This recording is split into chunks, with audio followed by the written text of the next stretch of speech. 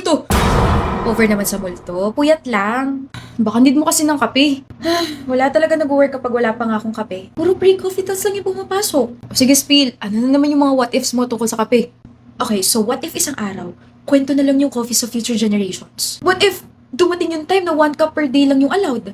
Uy, wag naman. O nga, 2 cups pa lang before lunch pa lang eh. Tapos isipin mo pa, what if maging sobrang mahal ng kape? Parang per gram na yung binibili. Parang ginto. Goodbye allowance.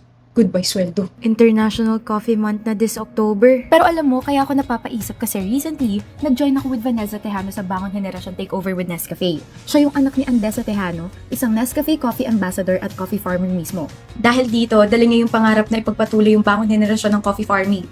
Gets, kasi kung wala magpapatuloy ng coffee farming, baka mangyari talaga yung mga what ifs natin. Buti na lang kamo may Nescafe Plan, isang sustainability program na active rito sa Pilipinas. Actually, ang dami nga nilang nagawa eh. May trainings para matuto ng mga bagong farming techniques, scholarships para sa mga agri-students, tapos may mga partnerships para ma-highlight yung mga stories ng mga farmers. Kaya nga sa bawat cup ng Nescafe, hindi lang to pampagising. May ambag to sa kinabukasan ng kape at ng mga magsasaka. Kaya pala, legacy na talaga. Yes, at sa Nescafe Plan, hindi lang pangarap. May advocacy pa. Natulungan siya ng program para makapag-training na may modern techniques, educational support para lumawak yung kaalaman, and community programs para ma-boost yung confidence niya to share her story. Ano po? Kaya ngayon, isa na siyang boses ng kabataan sa coffee farming, inspiring young farmers to take the same path. Nakaka-inspire talaga. Mas na-appreciate mo yung bawat cup. Kaya guys, experience the journey of the coffee farmers and how the Nescafe Plan supports them. Punta kayo sa Nescafe Tasa ng Pag-asa Immersive Experience in 1 Ayala Mall this October 24 to 26. Magandang experience to kasi maririnig nyo mismo yung kwento ng mga coffee farmers. Panahon na para magkapit-bisig tayo at gisingin ang bangon henerasyon ng coffee farming. Cheers! Finally, nakapag-catch up din tayo. Grabe, 3 days straight akong walang tulog pero finally, I submitted that big video project for my client. First time ko mag-edit ng ganong kalaki tapos solo pa ako. Kaya pala hindi ka sumasagot sa GC ah. Congrats! Ako naman, remember that small business idea I kept talking about? Today, I finally invested in it. Small start lang pero at least, it's official na. Wow, big time kayo ah! Ako, simple lang. Nilinis ko na yung kwarto ko after ilang weeks and kanina lang, natapos ko lahat. Organized na and may space na ulit para humiga. Parang therapy din siya to be honest. Saya no? Parang lahat tayo may natapos today, big or small. Oo nga. And moments like this, kahit simpleng win lang, mas masarap i-celebrate. Dahil dyan, super deserve natin ng rewards. Kaya nag-order ako ng Jollibee Super Meals for us! Pwede mamili from Super Meal A, B, C, pero favorite ko ang B where you can enjoy one-piece chicken joy, half jolly spaghetti with regular fries, rice at may drink pa. All my favorites in one special plate. Available for dine-in, take-out, and delivery. This chicken joy is my medal for finally starting my dream business. And this jolly spaghetti is my award for not crying at revisions. And this jolly crispy fries is my prize for folding my socks. Ang cheesy nyo. Parang siya hindi.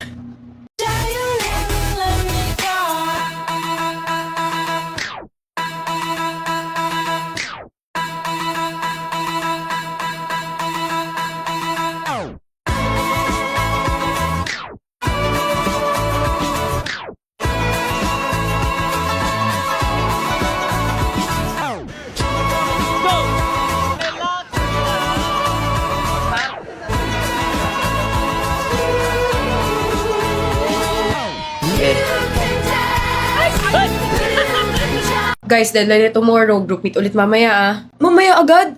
May buhay din ako, Isil. Kape lang katapat yan. Eh ikaw kasi, Marem, di mo na kailangan ng kape. May Isil ka ni. Ano?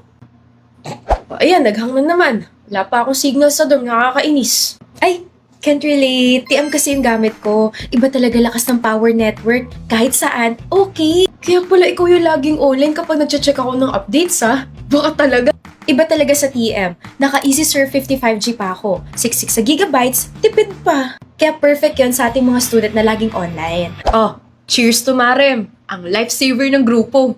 Legit, kung wala yung TM mo Marem, di tayo makaka-upload. Sama-sama lang tayo guys. Iba talaga pag TM. May connect sa project at minsan, sa isa't isa. Parang tayo may connection no? Nililigaw mo siguro ako Marem. Oo na, sige na. Sinasagot na kita. Ewan ko sa'yo. Kung alam ko lang na may ganyanan kayo, edi sana hindi na tayo nag-film ng scripted na short film. Totohanan na pala eh. Isa ka pa, Trev. Lahat tayo may connection kasi ramdam na ramdam ang power network. Kaya lipat na sa TM kasi iba, pag TM. Connection nga nating dalawa, sabay naging tatlo. Rejected!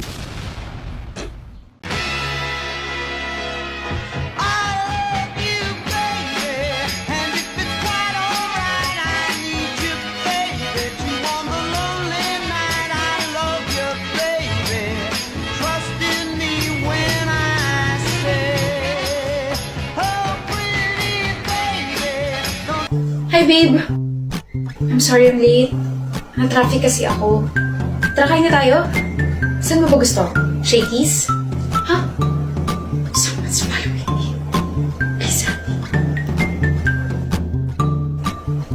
Babe! Finally! Kanina pa kita hinihintay. Kala ko nga di ka nadadating eh. O pre, bakit mo tinitignan tong girlfriend ko? May problema ka ba? Wala.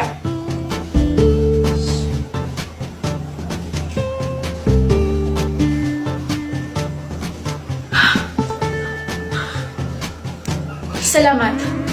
Sobrang salamat. Okay ka lang, miss? Yes, I'm fine. It's a relief. Please, next time magdoble ingat ka, okay? I was actually meeting with my friends, pero baka kasi pati sila mapahama, kaya sa ibang route ako dumaan. Kaya ako yung nilapitan mo. Mukha ka naman kasing harmless. Talaga? Kung gusto mo, i-treat kita. Wow. My face really deceived, di ba? Huh?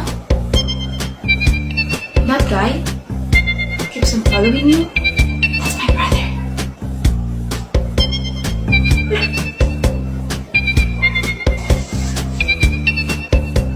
Huwag kang sisigaw. Huwag ka na magtama tumakas. Please don't hurt me. Please. Good job, bro. Bakit mo ba gusto makipagkita, ha? Akala ko ba you don't want to see me ever again? Closure. 2 days ago lang tayo nag-break. Gusto mo na agad ng closure? Wala kang pake. Dahil ano pa tinatayo-tayo mo dyan, Orin? Umupo ka na.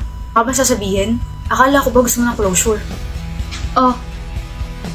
Ayan lahat ng mga binigay mo sa akin. Ikip mo o itapon mo na. Wala akong pakialam, Renzo. Binigay ko sa'yo yan. Bakit mo isasauli? Break na tayo eh.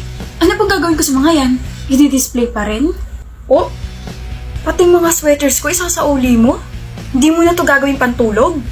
Hindi na, marami na akong damit. Gamitin mo pa rin. At bakit? Kasi sabi mo mahal mo ako. Bakit? Hindi mo na ba ako mahal? Mahal? Mas mahal kita. Eh bakit ka ba nakapaghiwalay ha? Noreen, bakit? Kasi nakita ka may kasamang babae. Niloloko mo ko. Ano?